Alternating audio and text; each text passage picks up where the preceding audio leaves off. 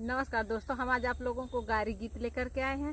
चलिए गारी गीत सुनिए और जल्दी लाइक करिए, सब्सक्राइब करिए, सब कुछ कर डालिए। चलिए हम आप लोग गारी गीत सुनाते हैं, ठीक है।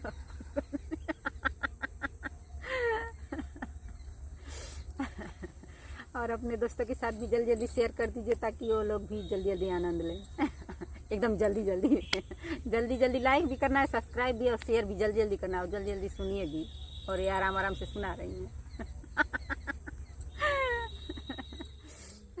मोतों से पूछिला काली रे बदरिया हो, मोतों से पूछिला काली रे बदरिया हो। बरतिया तू कहावा बरसलू, हाँ सीताराम से बनी।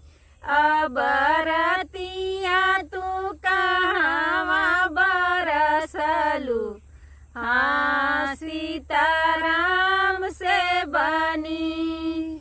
मोतों से कहिला काली रे बदरिया हो, मोतों से कहिला काली रे बदरिया हो।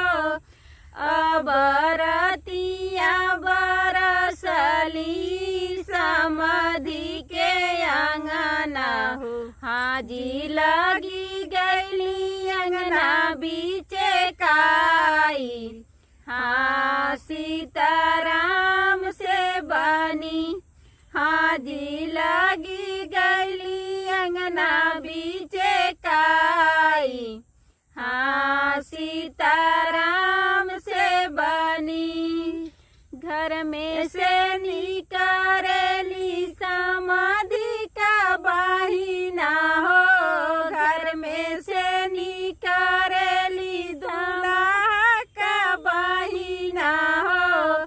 अब अंगना बीचे गिरे छितिराई, हाँ सीताराम से बनी। हाजी अंगना बीचे गिरे छितिराई, हाँ सीताराम से बनी। दौड़ल धूपल आवेला समाधि साले, दौड़ल धूपल आवेला समाधि साले। अब बहिना के लिहला उठाई, हाँ सीताराम से बनी। अब गोदिया में लिहला उठाई, हाँ सीताराम से बनी। कहाँ दुखला बहिना कहाँ पीराला हो, कहाँ दुखला बहिना कहाँ पीराला हो। अब कहाँ दर्द होला भारी, हाँ सीताराम से बनी। अब कहाँ दर्द होला भारी, हाँ सीताराम से बनी। लाज के बात भैया कहलो न जाला हो, लाज के मारे भैया कहलो न जाला हो। अब बिचावा दर्द भोले भारी, हाँ सीताराम से बनी। अब बिचावा दर्द होले भारी, हाँ सीताराम से बनी। मोतुह से पूछिला काली रे बदरिया हो, मोतुह से पूछिला काली रे बदरिया हो।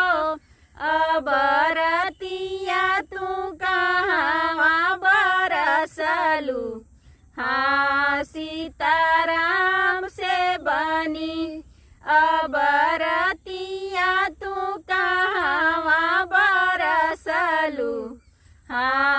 सीताराम से बनी। तोरे घर में बरसन ना जल्लू का? हमारे घर में अंगना ना, इनके घर में अंगना ना है। आप लोग बता दीजिएगा, इनके घर में अंगना नहीं है।